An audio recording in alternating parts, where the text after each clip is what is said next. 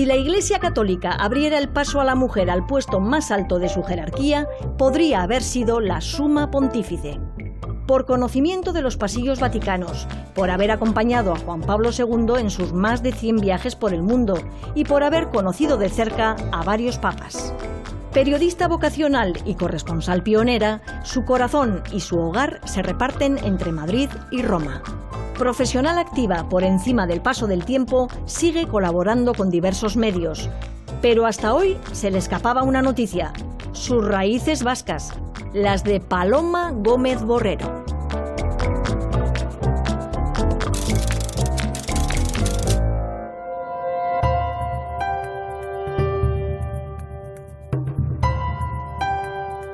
Ongi etorri, Paloma Gómez Borrero. Urbi etorri no, ongi etorri. Ay, el subconsciente, ¿cómo es? Bienvenida, bienvenida. Gracias. Oye, Paloma, estamos encantados todo el equipo de que hayas aceptado la invitación al programa. Dime, ¿cómo te quedaste cuando recibes la llamada y te dicen que hay origen vasco en tu familia? Les digo yo que no, que se han equivocado. Voy a llamar a mi primo, que eso sabe todo. Y resulta que tengo un montón de vascos por ahí. Llamé a mi marido, llamé a los hijos. Oye, que tenemos una parte vasca. Contenta. Me encanta. Lo que pasa es que si no sé, si tardáis más en descubrírmelo, pues me entero arriba. Este café que te traigo, este cappuccino, no va a ser tan rico como los italianos, pero bueno, te vendrá bien para reponer fuerzas. Nos espera un día frío y lluvioso, pero espero que sea muy emocionante para ti, O sea, porque para nosotros lo va a ser. Un día emocionante con un cappuccino. Sí. Ahora que terminen de retocar y yo te espero fuera, ¿vale? Pues hasta ahora. Venga, Paloma. Gracias. Seguro que todo lo que tenemos por delante nos ayuda a darle la vuelta a la meteorología. Vamos a conocer mejor a Paloma. En marcha. Ya sabes que en este programa, la base de la investigación que llevan a cabo nuestros historiadores son los apellidos. Y necesitamos tus 8 primeros apellidos. ¿Tú te los sabes? Bueno, no, sabérmelos todos no, pero Has lo venido he con chuleta. apuntado. Me traigo una chuleta, porque Venga. es que tengo que preguntarle a mi primo y a mi hermano, que eso se sabe todo, tienen una información completa. A ver. Gómez, Borrero, Gómez Roldán, Granda, Álvarez Mendizábal, Escribano, Cota. Un Mendizábal. Eso Ese es vasco. genuinamente vasco. Era un banquero que vino a abrir una sucursal para los comercios con las Indias a Cádiz. Y allí había un Álvarez que le enamora de la hija del Mendizábal. Y luego el que fue ministro de Isabel II, Álvarez Mendizábal, es el que lo une. Eso es lo que tu primo dices que ha ido investigando y te ha dicho. Y me ha contado, claro. Y dijo también que Roldán también es vasco. Yo no me imaginaba que teníamos tanto vasco en la familia, ¿no? Me encantaría, ya que sé que tengo esa raíz vasca, pues cómo llegan de Cádiz a unirse al País Vasco, de dónde vienen. Pues vamos a ver si te podemos ayudar. De entrada, tomamos nota. Un banquero vasco en tierras gaditanas y un ministro de Isabel II. La investigación promete, pero antes habrá que comprobar si estos datos son correctos. Pedro Roldán de Aránguiz. O sea que Paloma sí que tiene antepasados alaveses y son de Aránguiz. Ahora ya sabemos dónde podemos llevarla. Paloma, también necesitamos saber tu padre y tu madre, de dónde eran, apellidos, nombres. Mamá era Borrero Roldán. ¿Y se llama? Paloma. Paloma. Porque O sea, nace en Madrid. Has heredado el nombre. El nombre porque era muy madrileña, además, mi madre. ¿Y tu Y padre? luego mi padre era de Toledo, de un pueblecito de Toledo, y es Gómez Granda. ¿Cómo se llama? ¿Va? Era José. José. Papá murió, pues sí, tenía 42 años. Muy joven. Muy jovencito. Mi padre no quería que fuera periodista. Anda. Oye, y mi padre quería... Esta niña lo que se tiene es que casarse y ser una buena ama de casa. Decía yo, que en el colegio había tenido en bordados y en lo que llamaban labores, Sí. 0,25, porque no les dio vergüenza darme 0. Y yo decía, pero ¿cómo voy a estar yo en una casa y guisar? No he sabido nunca guisar. Dice mi marido que la prueba de amor más grande se la di, fíjate qué curioso, con un libro que me regaló mi madre, 365 maneras de guisar el bacalao. Y el bacalao de Bilbao. Y mi marido dijo, ¿qué me espera? un año entero todos los días comiendo bacalao. ¿Cómo se anticipó tu madre a este programa? Algo sabría o intuiría de sus orígenes vascos. ¿Dónde sale el espíritu rebelde de Paloma? Pues yo en el colegio tenía notas regulares, pero siempre sacaba el año. Pero sobre todo lo sacaba por la media. Historia, arte, tenía el máximo, gustaba? Me encantaba. Y luego la redacción. Me gustaba escribir muchísimo, me gustaba contar lo que veía y decidí que iba a ser periodista. ¿Y quién fue tu valedora? ¿Tu madre en este caso? Mi madre me mandó con 3 años a un kindergarten para que aprendiera alemán. Era una mujer curiosamente muy de vanguardia, con las ideas muy claras. Se podía equivocar, naturalmente, pero ella estaba convencida de que no se equivocaba nunca. Y papá era muy simpático, papá era un hombre muy afable. Yo creo que era un poquito Don Juan, ¿no? Nunca se lo hemos dicho a mi madre, pero yo tengo la impresión de que mi padre era un poco Don Juan, sí. Una vida conservadora como esposa y ama de casa, u otra más interesante en la que pudiera utilizar los idiomas. Dos futuros opuestos los que diseñaban para Paloma, su padre, un seductor, y su madre, una mujer muy avanzada para los años 50 del siglo pasado. A Paloma se le iluminan los ojos hablando de ellos. Conozcamos a los abuelos. De la parte de paternos eran gente con fincas, o sea, eran agricultores, pero no agricultores de cultivar la tierra. Tenían fábricas de conserva, de harinas. Tengo el recuerdo de la abuela, siempre en el saloncito antes de su cuarto, donde no se movía nunca, y ahí llamaba por timbres a los que necesitaba. Un poco cacique. Sí. A ver qué hay de los abuelos maternos. Eran militares, había generales, mucho general, llegaron incluso a cargos importantes. Uno fue ayudante del rey, otro era un general que fue el más importante general en la época de Prim y Álvarez Mendizábal con Isabel II, de la desamortización. Así que a tus antepasados ya los conocíamos, pero de estudiarlos en los libros de historia. Vamos siguiendo aquí a Paloma y efectivamente aparece aquí un Álvarez Mendizábal y su tatarabuelo Juan de Dios Álvarez Mendizábal, que es el Mendizábal de la desamortización, pero es un falso Mendizábal, es hijo de Rafael Álvarez y Margarita Méndez, que eran unos judíos que se dedicaban a la venta de ropa. Poco a poco nos acercamos a Vitoria-Gasteiz. Paloma ni sospecha cuánto tiene que ver con la capital vasca. Tú estabas sorprendida porque cuando te llamamos decías, qué sorpresa, ¿no? Que saber a estas alturas de la vida que tengo un origen vasco. Pues hay una persona que te conoce y que cuando le hemos dicho que también tenías tú un origen vasco, también se ha sorprendido y quería mandarte un mensaje. ¿Qué te parece? ¿Quién puede ser? Bueno, pues ahora lo vas a ver.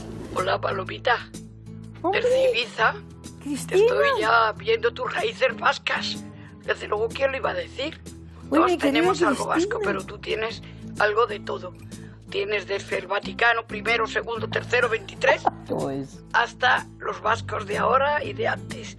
Y me alegro mucho de ser una amiga tuya, Ay, yo también. sabiendo que tienes raíces vascas además. Un besito muy grande. ¡Ay, Cristina, qué sorpresa! Hombre, yo la Cristina quiero Mella. muchísimo. Además es una mujer tan humana, tan cercana y de verdad cuando dice que está contenta de que yo tenga raíces vascas, es que lo siente, ¿eh? Ay, Cristina, pero ¿Hace bueno... cuántos conocéis? ¿Muchos años? Hace muchos. Coincidimos en un programa con Jesús Hermida. Entonces la gente se extrañaba mucho que Cristina Almeida pudiera ser amiga mía. Dos mundos un poco contrapuestos, ¿no? Yo no sé si también tiene apellidos vascos. Luego le llamamos y le preguntamos. Le preguntamos no vaya a ser, porque no ya vaya a ser. es otra mujer sorpresa, ¿eh? Ella ha abierto ese camino también, Ha abierto mujer en muchos la abogacía, caminos y pero además tú, es muy honesta, ha sido coherente siempre. Dos pioneras. Y tú, además, Paloma, fuiste la primera mujer corresponsal en el extranjero de televisión española. ¿Cómo fue eso? Creo que en televisión española, como era la primera mujer corresponsal, hacían apuestas a ver cuánto duraba. Perdieron todos porque ninguno apostó por 12 años. 12 años, Paloma, se dicen pronto. Paloma ocupó la corresponsalía de Italia y el Vaticano hasta que fue destituida del cargo en 1983. ¿Te acuerdas de la primera crónica que hiciste? Sí, la primera crónica fue un robo de cuadros de Modigliani, que fue facilita, la verdad. Lo que fue difícil es cuando de repente, cuando yo llego al Vaticano, no digo que no distinguiera un guardia suizo de un cardenal, pero bueno, tampoco sabía mucho más.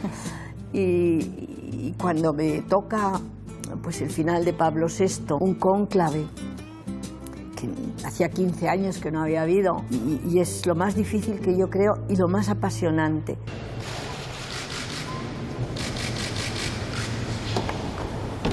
Tú no tienes ninguna información.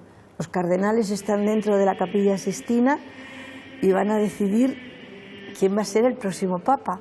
Pero lo único que te comunican es humo negro o humo blanco. Y tú tienes que hacer una directa cuando ya sale el humo blanco durante casi 50 minutos sin saber quién es el papa, sin saber nada. Sin duda tiene su mérito cubrir ese silencio previo al Habemus Papam hasta que el nuevo pontífice sale al balcón de la Basílica de San Pedro y llenar casi una hora de televisión sin dar la noticia. ¿Cómo lo hiciste? Yo me acuerdo que había las palomas de la plaza de San Pedro y no pude menos de decir, pues no sabía ya qué contar. Digo, debe ser el Espíritu Santo que se ha ido de la Sixtina, ¿no? La gente se echó a reír, ¿no? Has coincidido con otras grandes mujeres que también han sido pioneras en su profesión. Con alguna de ellas has compartido incluso viajes papales y también las dos tenéis el premio Iris a toda una trayectoria. Yo sé que en este Yo imagino, ahora sí que creo quién es con esas no pistas. todo el mundo tiene ese premio. Hola, Ay, Paloma, mírala. ya sabes que te aprecio como Ay, sí, amiga somos muy amigas. y como compañera. La verdad es que tenemos tantas cosas en común tú y yo. Fuimos mujeres corresponsales en Televisión Española, pioneras. Trabajamos en Italia juntas. Nos hemos divertido pues trotando, ¿no? En carretera y en aviones, detrás de Juan Pablo II.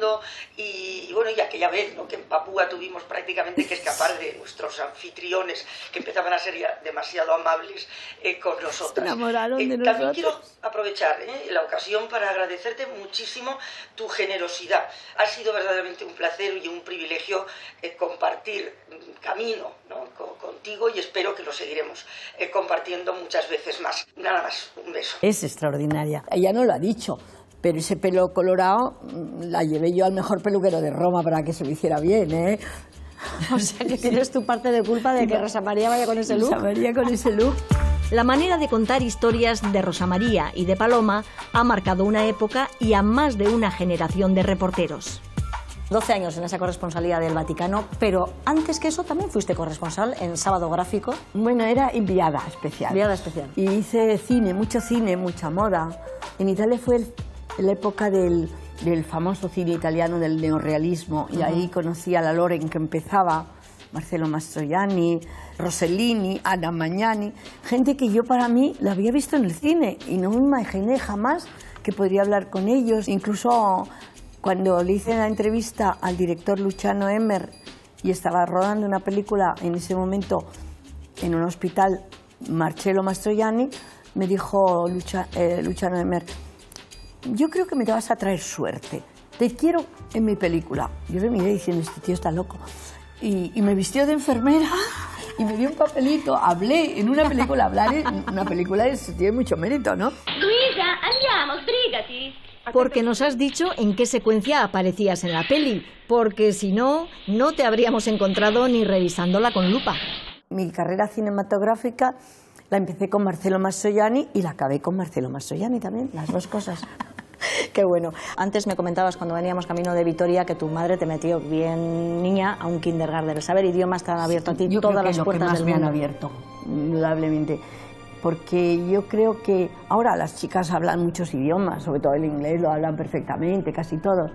Pero la época mía, francés era lo más que se hablaba, pero alemán no. ¿Quién te hubiera dicho cuando eras tan niña y estabas en el kindergarten que luego ibas a dar 29 veces la vuelta? 36 veces en ya. kilómetros. Entre tanto aeropuerto, tanta terminal, tanto vuelo, ¿es donde conoces a tu marido, piloto? No, mi marido era piloto militar y habían hecho un acuerdo, el transporte italiano con el transporte español. Y entonces me pidieron que yo me ocupara del general, que le enseñara a Madrid, que le llevara al Museo del Prado, que le llevara un poco y que luego fuéramos a comer a casa del agregado aeronáutico. Y en el café vinieron el capitán y el teniente coronel, los tres del avión. Sí. Y el capitán era el que me gustó a mí, porque era muy guapo. Mi marido ahora perdió un poco, pero era muy guapo. Y entonces yo dije, ¿cómo hago yo para que él me escriba? Porque este se va mañana. Claro. Y se me ocurrió pedirle un disco y me dijo, yo te lo mando, te lo prometo. Dame tu sello. Ya estabas y preparando el me camino. mandó el disco. Y hasta hoy. Hasta hoy, sí. Y 3 hijos en común. Sí, 3. Todos italianos, Paloma. Sí, son muy italianos, son muy italianos. ¿Y alguno de ellos ha seguido tus pasos o la ha dado por el camino de la fe? Los 3, no, tampoco. No, los 3 escriben muy bien y ninguno ha querido ser periodista. Tiene mucho respeto a la figura del Papa. La Iglesia en casa nunca se habla mal. Si hay alguna crítica, pues la harán entre ellos, pero a mí me respetan el que me molestaría que mis hijos fueran los que criticaran algo del Vaticano, que hay muchas cosas que criticar también, pero no son ellos los que lo deben hacer. ¿Te han dado nietos, nietas? 4. Del mayor tengo 3 y del mediano tengo una niña, así que se llama Paloma como yo. Bueno, ¿y ejerces de abuela? No. Como abuela soy bastante... Pero bueno, me quieren mucho, o sea, yo creo que creen que soy una abuela muy atípica. O sea, yo no soy una abuela que les va a llevar al colegio, que les... Pero es que no estás, Paloma. Yo, por ejemplo, a la mayor, y no sabes qué bonito ha sido, en cada ciudad donde yo he ido con los papas, le he mandado siempre una postal. Pues las tiene todas guardadas y las tiene por paquetitos con un lazo. Y lo tiene conservado como un tesoro. Qué bonito, ¿no? Que yo haya podido enseñarle un mundo que no se hubiera imaginado. ¿Y la niña viene con dotes periodísticas o tampoco? No, ella quiere ser actriz. Detalles como este se agradecen porque nos dan otra dimensión de la periodista vaticana. Me suena el apellido de esta antepasada, Coleta Bolanguero. Había unos Bolanguero que eran de los plateros más importantes de Álava en el siglo XVIII. ¿Cuál serán parientes? Al principio, Paloma ha confesado que no sabía guisar, pero para publicar varios libros de recetas algo habrá aprendido. Hay que ser valiente para escribir libros de cocina de pasta italiana en Italia. Eso tiene mucho mérito. Y además que se venda en Italia y que los italianos la usen, ese libro. ¿Cómo lo has hecho? Las recetas son todas recopiladas o de amigas. Hay una de Rafaela Carrà, una de Sofía Loren. La de Sofía Loren me la dio Sofía, es la más fácil de todas y la más lucida. Y es espaguetis al laurel. Y me la dio cuando le concedieron el Oscar.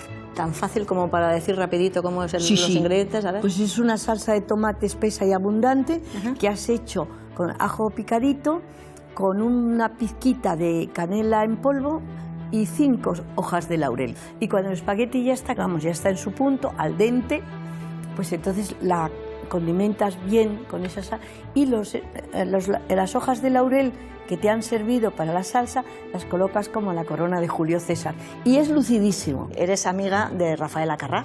Sí, yo la tengo muchísima admiración y muchísimo cariño. Es una gran cocinera, te advierto. Yo la mejor pasta a la boloñesa que he comido nunca de Rafaela.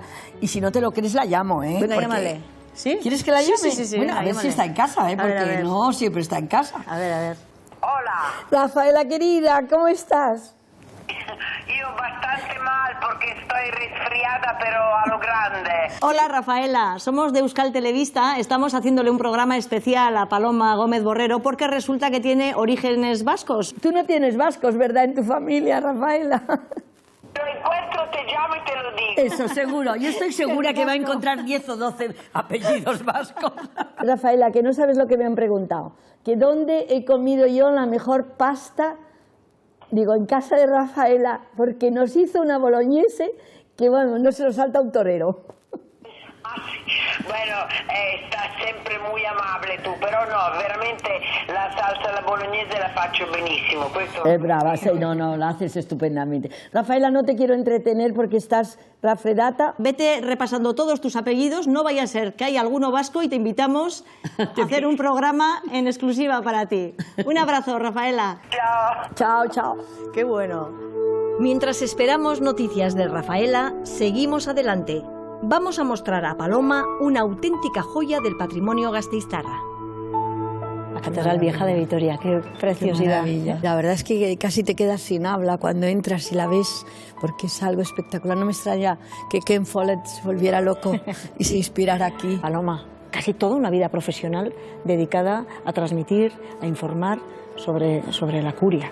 Sobre la curia, sobre el Papa, sobre todo lo relacionado con la Iglesia universal, porque claro, era informar desde la cúpula de San Pedro, por así decirlo. ¿Cómo es la relación de una periodista de un medio de comunicación con el Vaticano? Primero con respeto, sigues un protocolo. A mí no se me ocurre llamar incluso a monseñores que son muy amigos delante de la gente de tú. Informar con rigor, te puedes equivocar, pero ir buscándote una exclusiva que sea absolutamente estrepitosa a costa de revelar la fuente. Tú lo revelas esa vez y tú lo cuentas, pero ya no vuelves a tener acceso para nada. Esos muros que dicen que son impermeables de la Plaza de San Pedro, es verdad, como idea. Pues yo quiero que escuches lo que tiene que decirte una persona que durante muchos años, gran parte de tu carrera, fue jefe de la sala de prensa del Vaticano. Querida Paloma, soy muy contento, muy alegre de enviarte mis mejores deseos para tu maravilloso trabajo y presencia en los medios. Naturalmente tú nos faltas porque teníamos un gran amor por ti, una gran amistad. Ma tengo maravillosas memorias de muy numerosos viajes contigo juntos a Juan Pablo II y a Benedicto XVI en todos los continentes, y pienso siempre a ti cuando voy a hacer los comentarios por Radio Vaticano de Navidad o de Pascua, de las celebraciones del Papa, porque como tú bien lembras, yo tenía cada vez que tener conmigo una copia más de la documentación, porque tú siempre la olvidabas a tu casa. Y yo tenía que salvarte. Te llamamos mucho, todos nuestros deseos y todo bien para ti, Paloma, para siempre. Hoy Padre Lombardi. Federico Lombardi. Ay, Padre Lombardi, el micrófono de Dios le llamaba yo. La verdad es que yo le tengo un grandísimo cariño, y el que me haya dicho eso que me ha dicho, vamos, me ha emocionado, de verdad. Y de todos los papas, tú has viajado especialmente con Juan Pablo II. Hay que pensar que fue el papa de 27 años y medio como papado, ¿no? Fueron 104 viajes fuera de Italia, es decir, internacionales. Y cuando alguien viaja tanto con el papa, ¿hay cercanía? Bueno, recuerdo una vez que perdí el avión yendo a Egipto, porque se me olvidó que a Egipto había que llevar pasaporte y no carnet de identidad, así que me tuve que ir a buscar otra vez a casa el pasaporte y cao, perdí el avión. Me contó Navarro Valls que cuando el Papa fue a entrar en el avión dijo, ya llegó Paloma, y dijeron, no, Santidad, ha perdido el avión, y entonces creo que dijo, ay, pues vamos a esperarla. Así que tenía razón el padre Lombardi. Menuda cabeza, ¿eh? De todas formas, siempre fuiste una compañía imprescindible. Yo ha habido algún viaje en que era la única mujer que iba en el avión del Papa, ¿no? Eso también llama la atención. Y tanto es así que en algún país, tengo yo entendido, que te reciben un poco con honores pensando que eres quien no eres. La mujer del gran jefe blanco. Sí, porque claro, para los africanos, que bajara una señora de un avión, pues, decían, pues debe ser muy importante, porque en África la mujer no es precisamente donde está más considerada. De repente me dice un misionero, ¿y sabes lo que están transmitiendo con los tambores? Digo, no tengo ni idea. Y dijo, pues que el rey Opacubar II, acompañada de la mujer del gran jefe blanco, pues dijo, ahí va, ahora entiendo. ¿Le conoces al Papa Francisco? Le conocí cuando era cardenal, que un día estaba yo invitada a comer en la Casa Internacional del Clero, que era donde él se alojaba siempre que iba a Roma, y le pregunté solamente qué tal viaje había hecho. Y no fue especialmente simpático, debo que reconocer, fue atento, pero vamos, no era un papa, no era un cardenal sonriente ni un cardenal, parecía muy serio, muy serio. Pero es que todos los que le han conocido mucho en Buenos Aires te dicen que desde que es papa es muy afable, muy sonriente, muy cercano, que no era tanto cuando era cardenal.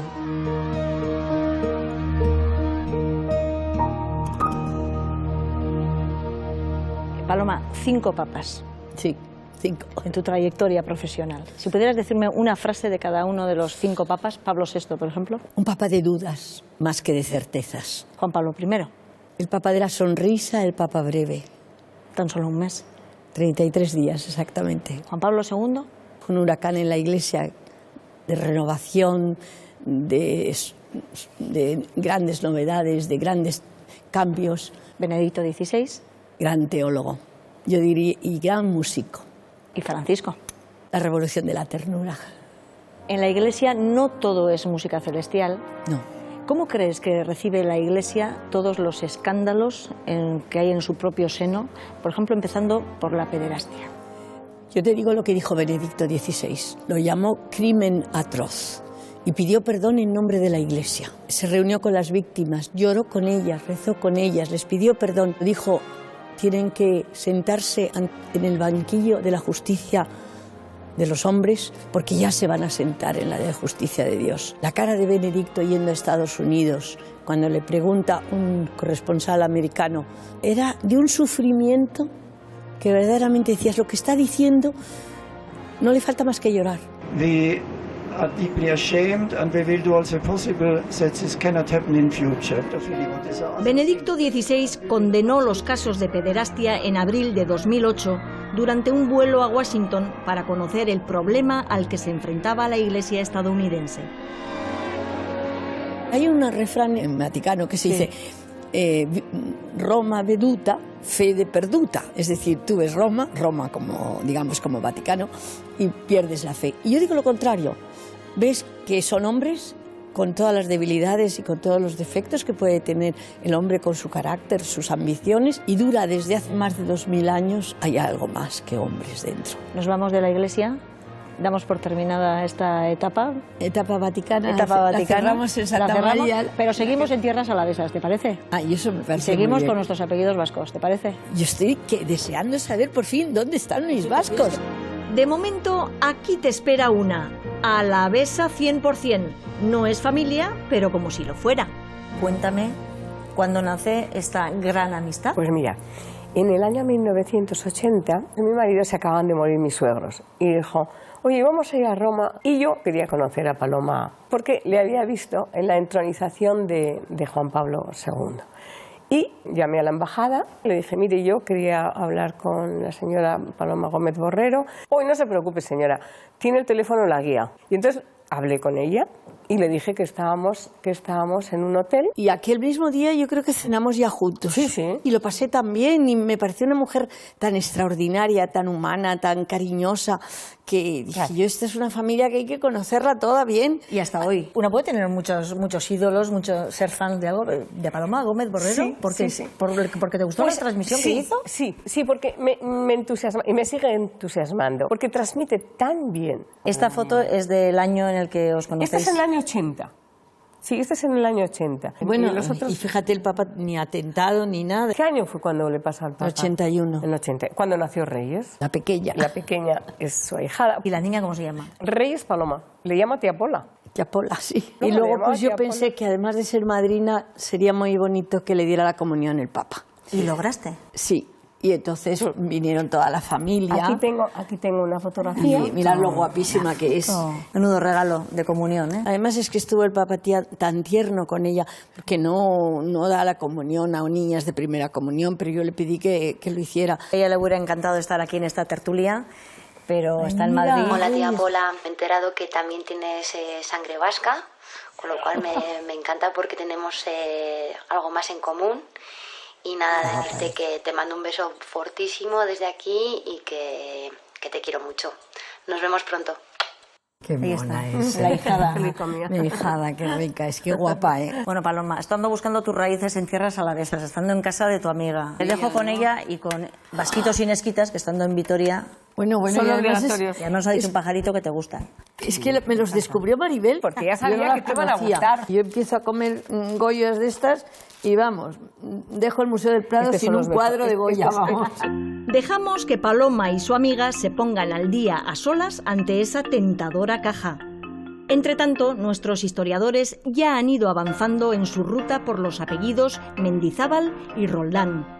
Y se han encontrado con algunas sorpresas que no sabemos cómo se tomará Paloma. Así que volvemos a citarla para revelárselas. Ay, qué ilusión, ¿no? Que me puedas descubrir a mi familia, porque de verdad no conozco casi nada de la parte vasca de mi familia. Es buen principio, entonces. Empezamos por Paloma Gómez Borrero. Vuelves a ser Gómez. Luego un Roldán, Sí. Granda, Álvarez Mendizábal y luego Escribano y Cota con 2 T's. Tenemos este Roldán que nos sugeríais que podía estar por aquí y el Álvarez Mendizábal, que este sí que nos suena más a local. La parte de mi padre, por lo que veo, no hay un vasco. Va a ser tu madre la que va a aportar un poquito de sangre del país. Pues vamos a seguir con tu madre. Paloma, hija de Carlos Borrero, Álvarez Mendizábal, que está casado con Carlota Roldán Cota. Carlos Borrero fue militar y tuvo un papel protagonista en un hecho importante que fue la Sanjuanada, que fue un intento de golpe militar que tuvo lugar en 1926. O sea, era golpista. Preferiríamos haber empezado de manera más suave, pero tu pasado nos lleva. De todos modos, tranquila. Era golpista antigolpista, es decir, la Sanjuanada es un golpe militar por el descontento de los militares, pero es un golpe también con muchas implicaciones políticas porque el golpe es contra Primo de Rivera. Sanjuanada. Y mira que también tener en un golpe a San Juan es que tengo de todo. Era el día que escogieron. Fracasa el golpe de Estado. Entonces son detenidos. Aquí tienes una página del ABC, sábado 2 de abril de 1927. Se especifican las condenas que se piden para los golpistas. ¿Y a mi abuelo qué le condena? De 6 años y 1 día se pide a don Carlos Barrero y Álvarez de Mendizábal. ¿Sí? Que es mi abuelo. Tu abuelo. Qué bárbaro. Sin embargo, cuando se dicta la sentencia el 28 de abril, no se les condena nada. Fíjate, nunca se dijo en casa, que yo supiera, es la primera noticia que tengo. Los sublevados se levantaron bajo el lema ni reacción ni revolución, monarquía y régimen parlamentario. Pero paradójicamente fue el propio rey Alfonso XIII quien apostó por mantener la dictadura de Primo de Rivera. Volviendo al abuelo de Paloma, no fue el único militar golpista de la familia. Carlos Borrero, Álvarez Mendizábal, era hijo de Francisco Borrero Limón. Sí. Y si tu abuelo Carlos Borrero fue un golpista liberal, tu bisabuelo fue golpista no tan liberal. Ese sí que eso sé. El general Borrero. Sí, ese fue muy ilustre como militar. Eso es. Y creo que ahí estaba Prim por medio. Estuvo en esos tiempos, estuvo en el final de la Segunda Guerra Carlista. La verdad es que tuvo una actividad militar importante. También tuvo una vida política, fue senador por Cuenca. Bueno, pues aquí vemos el certificado de que don Francisco Borrero y Limón es senador por la provincia de Cuenca y un expediente relativo a su aptitud legal. Y su aptitud legal se basa fundamentalmente en que tiene un sueldo superior a 7.500 pesetas anuales. Es decir, solo pueden ser escogidos los que tienen unos determinados bienes. O sea, que tienen que ser ricos. Tienen que ser ricos. Es por si cometen algún desfalco, que haya algún sitio donde tirar. Lo cierto es que es simplemente una medida para pues limitar el acceso al poder y restringirlo a un determinado grupo de personas, entre los que estaba tu bisabuelo. Democracia parlamentaria, la justa. Porque en aquella sociedad de caciques y clientelismo, para ser senador había que tener una buena posición económica como la de tu bisabuelo y además porque las mujeres no podían votar. La Constitución española nos reconoció este derecho en 1931. Este es Francisco, el general Borrero, que casó con Teresa Álvarez Mendizábal. También te puedo decir que él se enamora de la mujer de su ayudante, su mujer. Teresa. Dejó de hablarle en privado. Le hablaba solo en las fiestas, en las reuniones donde él era siempre una persona muy conocida, muy invitada por los reyes. La imagen social, pero en el momento en que se entera de eso, no se lo perdonó nunca. Entre tanto currículum militar, se agradece un poco de historia personal. El general Francisco Borrero Limón participó en la Saguntada de 1874, que supone el fin definitivo de la Primera República y la vuelta de los Borbones al trono en la persona de Alfonso XII, junto con el general Martínez Campos. En ese momento eran aliados, en ese momento iban juntos, pero acabaron odiándose a muerte, literalmente a muerte, porque según nos cuenta un documento de 1896, ambos fueron sorprendidos en flagrante tentativa de duelo, que por ello fueron requeridos por dicha autoridad, la autoridad militar, a que diesen palabra de honor de dimitir de su propósito con arreglo a lo dispuesto en el artículo 439 del Código Penal Ordinario, y que no habiendo logrado que diesen su palabra de honor, decidieron que pasaran arrestados a su domicilio durante 24 horas. Es decir, que les pillan pistola en mano probablemente, les dicen, daos palabra de honor de que no lo vais a intentar. Y los dos se niegan, dicen que ni hablar, que ellos están dispuestos a matarse. Y los detienen durante 24 horas, supongo que para que se les pasara el calentón y a ver si había suerte. Y luego, ¿y qué pasó? Pues que sepamos, no hubo otra tentativa de duelo, o sea que debió de funcionar lo de las 24 horas. Un duelo. ¿Qué épica novelesca tiene esta familia? Aunque los lances de honor estaban prohibidos, seguían existiendo. Burgueses, aristócratas y militares continuaban retándose por sus severos códigos de conducta y por considerarse guardianes de la tradición. Este general era de armas tomar, nunca mejor dicho. Literalmente, sí. Le sirvieron para matarse. Terminó suicidándose. Sí, dicen que es porque estaba muy enfermo y no quería crear a la familia, verle en ese estado de sufrimiento y tal. Y no sé, la cuestión es que luego viene el entierro y lo que no fue es tampoco su esposa.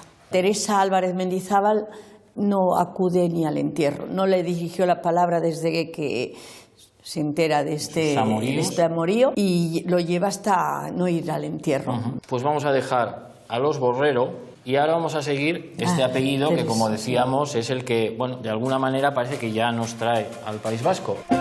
Pero solo lo parece, porque como tú bien sabes, Juanma, finalmente no ha sido así. Teresa es hija de Rafael, nace en 1817, pero no vamos a detenernos en él, sino que vamos a detenernos en el abuelo de Teresa, que es Juan de Dios Álvarez Mendizábal. Este es el Mendizábal de la desamortización de Mendizábal, que es un personaje absolutamente controvertido, porque para unos la desamortización de Mendizábal fue un gran business que hizo la burguesía para quedarse con los bienes. Pero con buena intención por parte de Juan de Dios. Él lo que intentó fue, conseguir dinero para el Estado, y para ello lo que hizo fue obligar a que se pusieran en venta los bienes, las tierras fundamentalmente. Pero de las manos muertas que llamaban, Eso es, tengo que defender a la familia, porque si no... El argumento es perfectamente lógico y válido. Los bienes de los grandes mayorazgos y sobre todo de la Iglesia, de algunos ayuntamientos, bienes que estaban inmovilizados, que no se podían vender. Lo que hizo Juan de Dios Álvarez Mendizábal fue dictar una ley que permitía expropiar estos terrenos, indemnizar a sus propietarios, la verdad es que con unas cantidades bastante irrisorias, y sacar a subasta esos bienes. Es verdad que, claro, ¿quiénes se beneficiaron de esas subastas? Los ricos, la burguesía, entre ellos la propia familia de Juan de Dios Álvarez Mendizábal. Entendemos que no te guste esa valoración, Paloma, pero es la que hacen quienes han estudiado en profundidad la figura de tu antepasado. También es cierto que en su lucha contra el absolutismo perdió varias veces su fortuna. Por algo se considera a Juan de Dios Álvarez Mendizábal uno de los más destacados políticos liberales del siglo XIX. Este personaje, con este apellido Álvarez Mendizábal, nos traía al País Vasco. Y de hecho, cuando él se casa en 1812, él dice ser natural de Bilbao, pero lo cierto es que él había nacido en Chiclana, era gaditano. Y sus padres eran Rafael Álvarez y Margarita Mendizábal. Hasta ahí llegó. Méndez. No Mendizábal. No Mendizábal. O sea que él era Juan de Dios Álvarez Méndez. ¿Qué Méndez? ¿Por qué Méndez? Ahí está el misterio. Paloma, ¿se te ocurre por qué una persona se puede cambiar el apellido? No, a no ser que sea algo que le parezca indigno o algo así. ¿Y se puede hacer? Pues no lo sé. Juan Pan Montojo es doctor en Historia y es la persona que nos va a explicar. Hola, ¿qué tal? Saludos desde aquí, desde Madrid. ¿Qué es lo que ocurre en este caso? Pues en realidad a comienzos del 19 lo de los apellidos era un poco laxo y la gente los cambiaba con cierta facilidad. No había una norma clara que llega mucho más tarde cuando ya se establezca el registro civil y demás. Y lo que ocurre en este caso es que Juan de Dios Álvarez Méndez decidió, probablemente con motivo de su boda, pasarse a llamar Álvarez Mendizábal. ¿Y por qué? ¿Por qué? Pues, bueno, básicamente porque por parte paterna y materna venía de familias de cristianos nuevos, es decir, descendientes de conversos, y probablemente lo que intentaba con esta decisión de cambiar el apellido era ocultar hasta cierto punto su origen. ¿Pero qué base tiene?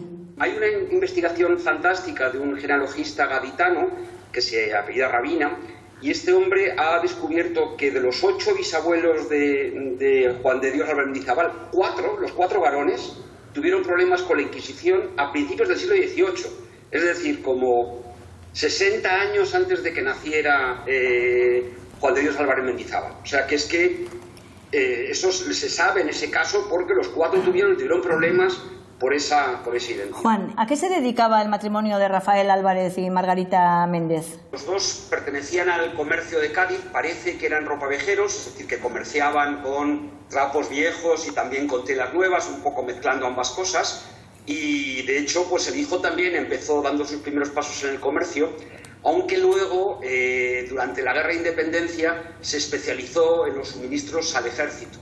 Empezó a trabajar en cosas vinculadas con los suministros y a partir de ahí empezó su ascenso como comerciante ya en otras dimensiones, que en los años, ya a partir del trienio, se convirtió realmente en un financiero. ¿Elegiría un apellido vasco porque eso le otorgaba garantías? En cierto sentido sí, porque si alguien tiene apellidos vascos, se entiende, de acuerdo con los mitos de la hidalguía vizcaína, que desciende de cristianos viejos.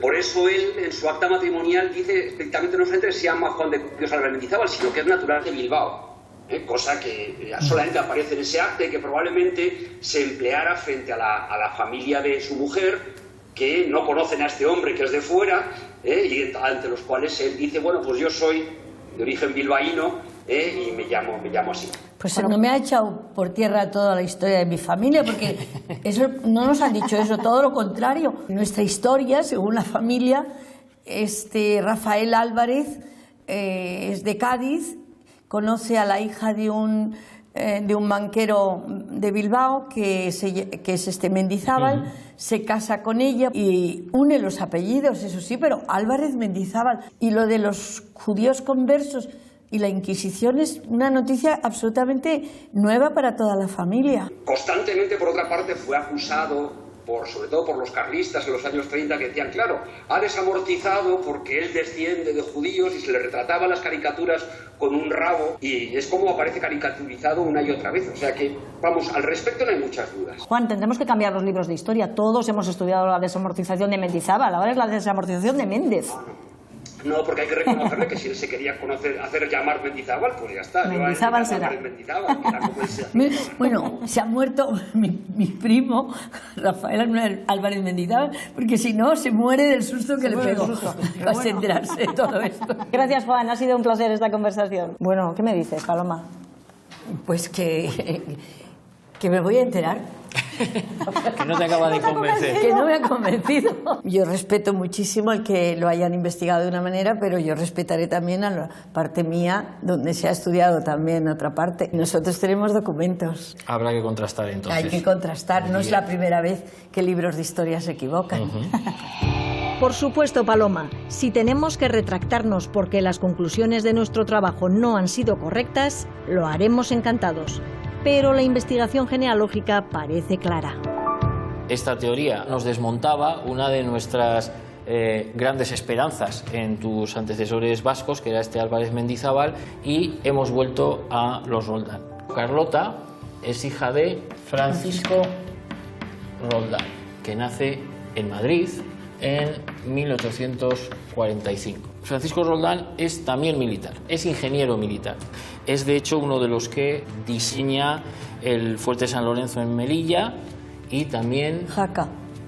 Fortificaciones en Jaca. Francisco es hijo de Antonio Roldán y Carlota vizcaíno. Es un apellido en el que no hemos conseguido llegar mucho más allá, pero que casi con seguridad también es de origen vasco. Es decir, cuando a alguien le ponen de nombre un topónimo, un locativo, es porque procede de ahí. Antonio era hijo de otro Antonio, Antonio Roldán Bolangero. Y Antonio Roldán Bolangero ha nacido en Vitoria. Mira. Por fin, ya hemos llegado sin ningún asomo de duda, en 1762. Estos son los Roldán alaveses, la línea más clara que tenemos de todas estas. Son los Roldán. Es los Roldán, porque estos los intuimos, estos nos los han puesto en entredicho. Aquí me lo han puesto en entredicho, pero aquí es seguro. Este no hay ninguna duda. Antonio era hijo de Andrés Vicente Roldán y Coleta Bolangero.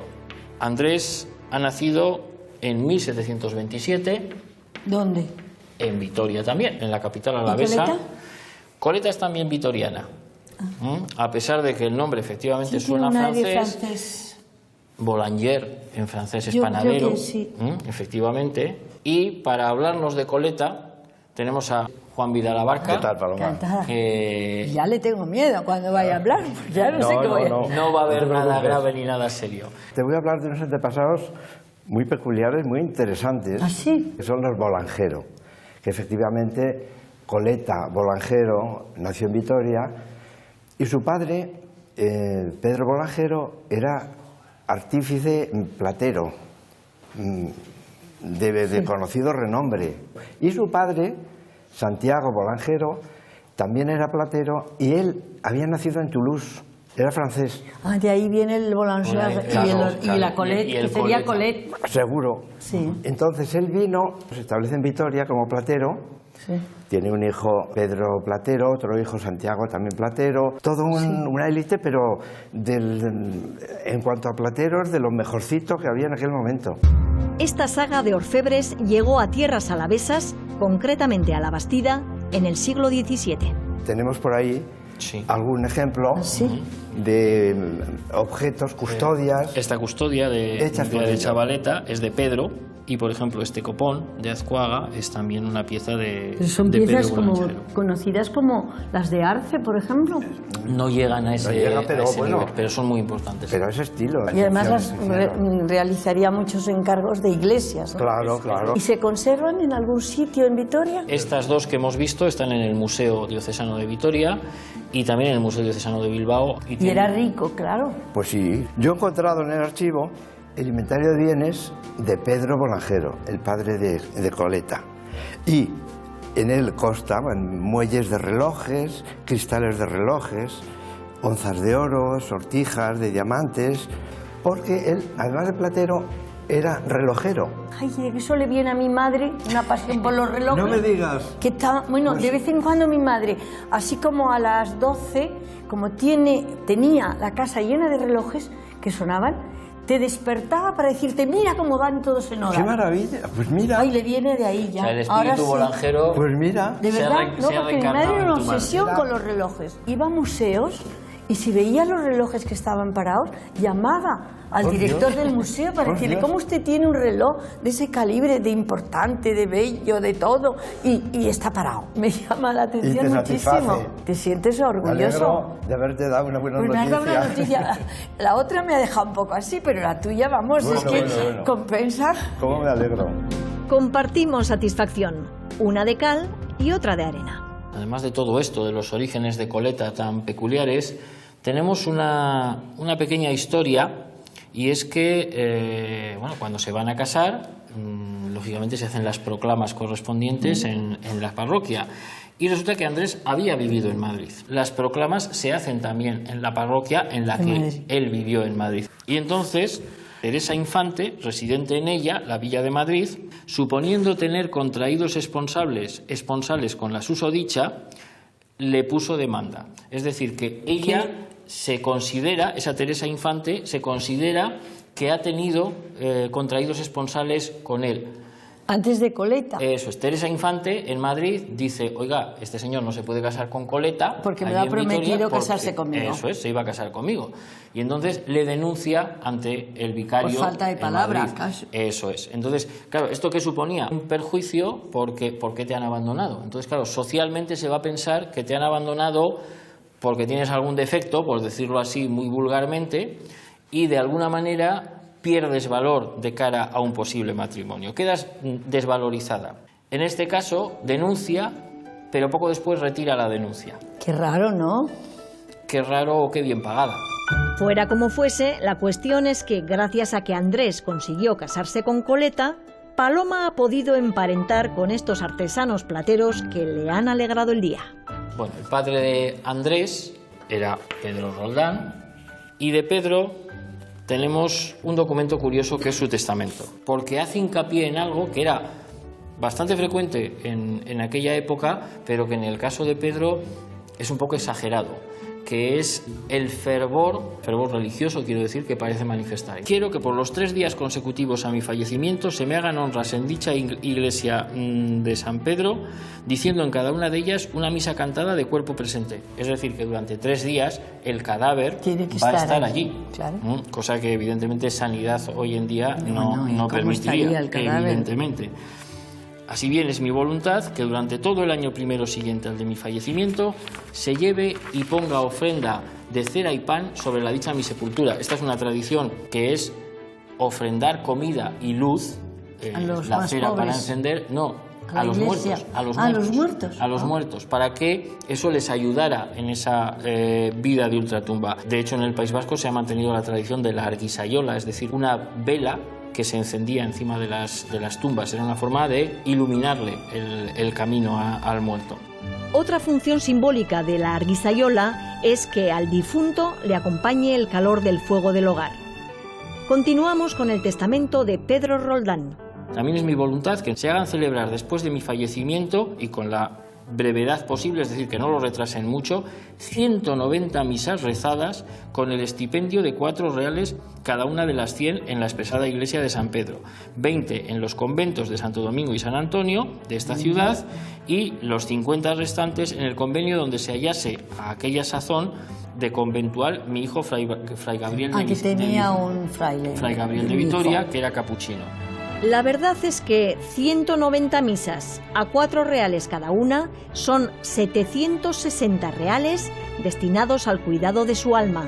Una pequeña fortuna. Y aquí ves su firma. Lo firmo yo, Pedro Roldán.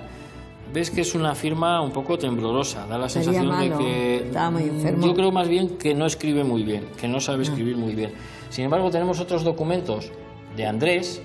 Ya tiene una firma un poco más solvente, digamos, y de Antonio, que firma muy bien, tiene una letra muy bonita. La sensación que da es que... Van subiendo peldaños. Van subiendo peldaños, porque al final el acceso a la educación también es un reflejo de una mejor situación económica. Y estamos llegando al final. Pedro desciende, y me lo voy a tener que subir para aquí arriba, de Dionisio. Dionisio había nacido en 1630, pero no había nacido en Vitoria, como todos estos, sino que había nacido en Yurre.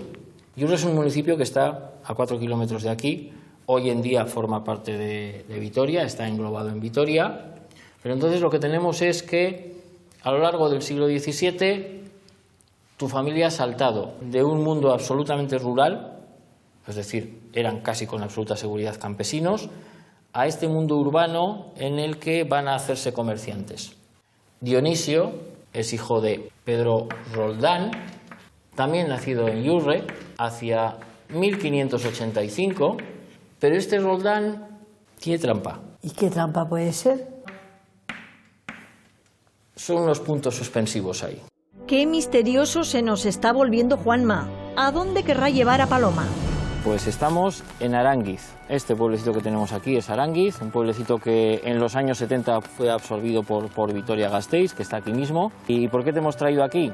Porque sois Roldán de Aránguiz. Es un apellido formado por ese Roldán y el topónimo, el lugar donde vivían los primeros Roldán de los que tenemos noticia. Ese es mi pueblo. Este es tu pueblo hasta donde hemos podido llegar.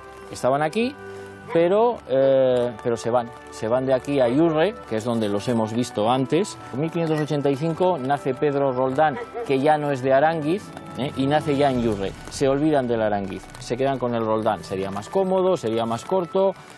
El párroco, cuando registró el bautismo del primero, le pareció que sobraba el Aránguiz y que ya no estaban en Aránguiz y con el Roldán valía. A partir de ese momento, sois Roldán. Pues sea más bonito Roldán de Aránguiz, ¿no? Hombre, a mí los nombres, los apellidos compuestos me gustan más. Lo que pasa que por comodidad habitualmente se han ido perdiendo. Ahora hay mucha gente que los está recuperando. Tranquila, Paloma, de apellidos alaveses compuestos vas servida.